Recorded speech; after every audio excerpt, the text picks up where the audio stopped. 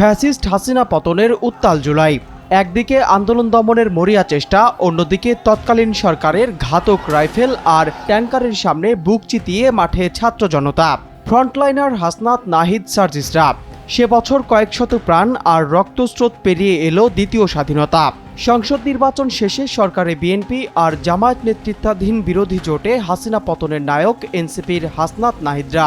আহত করে তারা আমাদের আন্দোলন, আমাদের পদযাত্রাকে থামিয়ে দেবে, এটা কোনোভাবেই সম্ভব না। তারপরেও অস্থিতিশীল দেশের শান্তি শৃঙ্খলা পরিস্থিতি।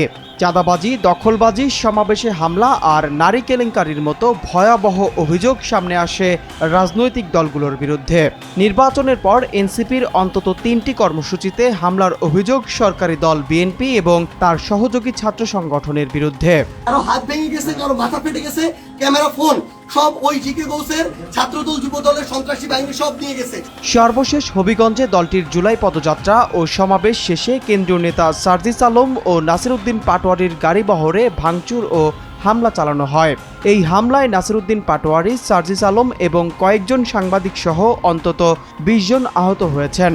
প্রশাসনের উপস্থিতিতে বিএনপির নেতাকর্মীরা এই হামলা চালিয়েছে বলে অভিযোগ এনসিপি নেতাদের। বর্তমানে ওই এলাকায় 144 ধারা জারি করেছে প্রশাসন। এবং আমরা এখানে পুলিশ দেখলাম, আমাদের সামনে থাকা তো দূরের কথা, আমাদের সাথে থাকা তো দূরের কথা, এত বড় হামলার পরে তারা পিছনে দাঁড়ায় দাঁড়ায় নাটক দেখতেছে। এই ছিল অবস্থা। এর আগে প্রথম ঘটনাটি ঘটে গত ফেব্রুয়ারি মাসে নোয়াখালীর হাতিয়ায়, যেখানে নির্বাচন পরবর্তী পরিস্থিতি পরিদর্শনে যাওয়া এনসিপি নেতাদের গাড়িবহরে হামলা চালানো হয়। এরপর গত 6 জুলাই ঢাকার সাভারে এনসিপির সমাবেশ চলাকালীন মঞ্চ লক্ষ্য করে ককটেল বিস্ফোরণের ঘটনা ঘটে। এই ঘটনায় অন্তত 3 জন আহত হওয়ার খবর পাওয়া যায়। আপনারা সবাই শান্ত থাকুন। ওই 24 জুলাইয়ের সময় যেমন খুনি বাহিনী যেভাবে আক্রমণ করছিল হাসপাতালের গেটে, ঢাকা মেডিকেলের গেটে, ওইভাবে আমাদেরকে খুনি বাহিনী, এইখানে ছাত্রদল, যুবদলের সন্ত্রাসী ক্যাডাররা, জিকে গাউসের ক্যাডাররা, তারা আমাদেরকে আক্রমণ করে হাসপাতালে পর্যন্ত ঢুকতে দেয় নাই। এখন আমি যখন আমার ভাইদের নিয়ে যাচ্ছিলাম, তারা আমার হাতে পর্যন্ত রড দিয়ে বাড়ি মারছে। এনসিপি নেতৃত্ব এই ধারাবাহিক হামলাকে পরিকল্পিত বলে দাবি করলেও অভিযোগ অস্বীকার করেছেন স্থানীয় ছাত্রদল ও সংশ্লিষ্ট বিএনপি নেতারা। তাদের দাবি এটি পরিকল্পিত রাজনৈতিক হামলা নয়। এনসিপির বক্তব্য ঘিরে স্থানীয়দের ক্ষোভ থেকেই পরিস্থিতির সৃষ্টি হয়েছে। এই যদি হয় বাংলাদেশের অবস্থা, তাহলে তারেক রহমানকে জবাব দিতে হবে।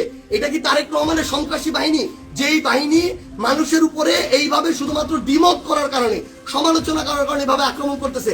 নির্বাচন পরবর্তী সময়ে নোয়াখালীর হাতিয়া, ঢাকার সাভার এবং সর্বশেষ হবিগঞ্জের এই ধারাবাহিক রাজনৈতিক সংঘাত দেশের সামগ্রিক শান্তি শৃঙ্খলা পরিস্থিতির জন্য একটা বড় সতর্কবার্তা।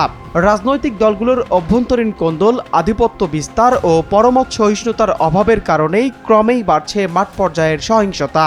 জনসাধারণের নিরাপত্তা এবং রাজনৈতিক স্থিতিশীলতা বজায় রাখতে প্রয়োজন প্রশাসন ও আইনশৃঙ্খলা বাহিনীর কঠোর ও নিরপেক্ষ ভূমিকা। এমনটাই বলছেন রাজনৈতিক সমাজের প্রতিনিধিরা।